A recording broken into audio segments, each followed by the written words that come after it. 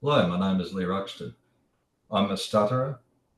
I feel I'll always be a stutterer and actually proud of it because it's helped me to get to where I am today.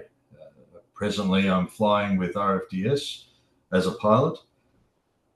I've been a pilot for 30 plus years. How does that work with stuttering? Well, it doesn't, and it does. It makes you fight for what you want. Going back into my history, I first really understood that I was a stutterer about the age of 8. I was taken by my mother to a hypnotherapist. I can remember floating down the steps from an upper story thinking, wow, I don't know what's happened, but it's great. My mum said I didn't stutter for 12 hours exactly. And then nothing happened after that. I went back to stuttering. Through school, like all stutterers, I would imagine, essentially it was hard. It was hell. I didn't want to talk. I certainly didn't want to read to anyone, read in front of a class, be in plays, talk in front of class, and so on. I would rather actually dig my way through concrete. It took a long, long time to get past that, probably to the age of 18, where I went to a 2-week course at Lidcombe Hospital with Mark Onslow, a speech therapist who had a smooth speech program. It worked for me and it didn't work for me. I got the tools I could use, but the mindset and the ongoing preparedness to use it just faltered along the way. But those tools have always stayed with me. As I said, I've always been a stutterer and always will. Going back into, again, some of the history, I can remember I was speaking in front of schools, 600 to 1,000 people. Before going onto stage, I could hardly breathe, could hardly blink, could hardly think. And then I forced myself up onto the stage to talk. I did that as a part of the role that I'd chosen to do with the school committee. With my flying, it took some time to get there, some time to realize that I could actually do it financially, and even more importantly, being able to speak. I can remember the first time seeing an aeroplane, a Cessna 172, that I was going to learn to fly in. There was a tiny red button on the control column. It's called the press to talk. In reality, it's tiny, but in my brain, this was a huge red button that just scared me. If I press this button, I talk to the world and the world hears me. Even worse. Over time, I got over that too. There were lots of frustrations, being upset with being unable to talk, to give a particular call sign of an aeroplane. As you could imagine, that has a certain risk involved, especially with flying, where you need to be concise. The communication needs to be good and strong.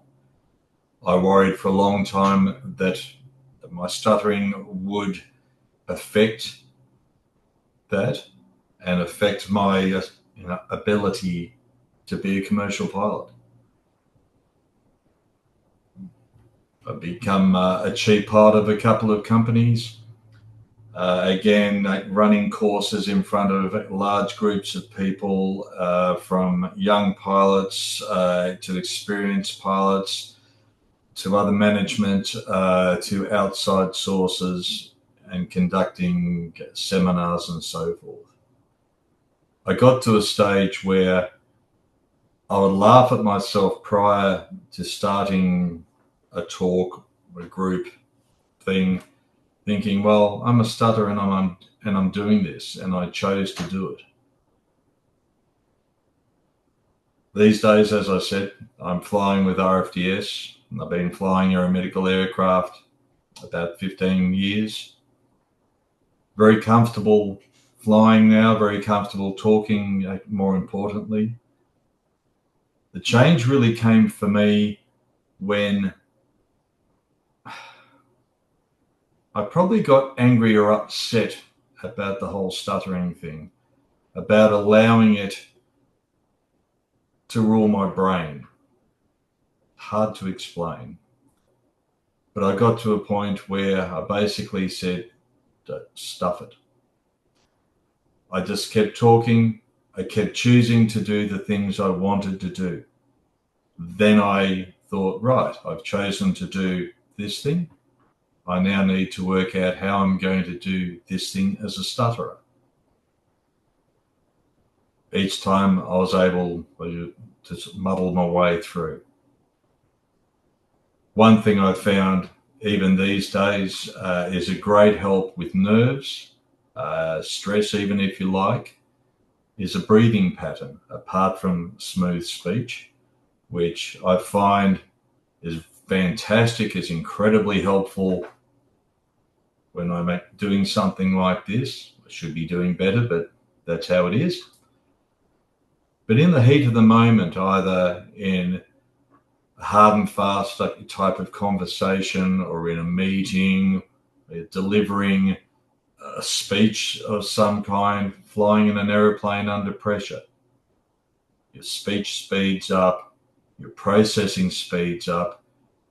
And with me, I tend to forget the smooth speech very, very quickly.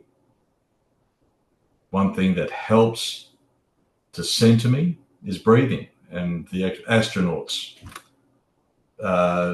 very commonly do this. Breathe in for a count of 3, nice big breath. Hold for a count of 6. Breathe out for a count of 3. Hold for a count of 6. Continue doing that until you either pass out or you feel better. I have never passed out with it, so I always feel better afterwards. It helps to center me and to calm me down with nerves.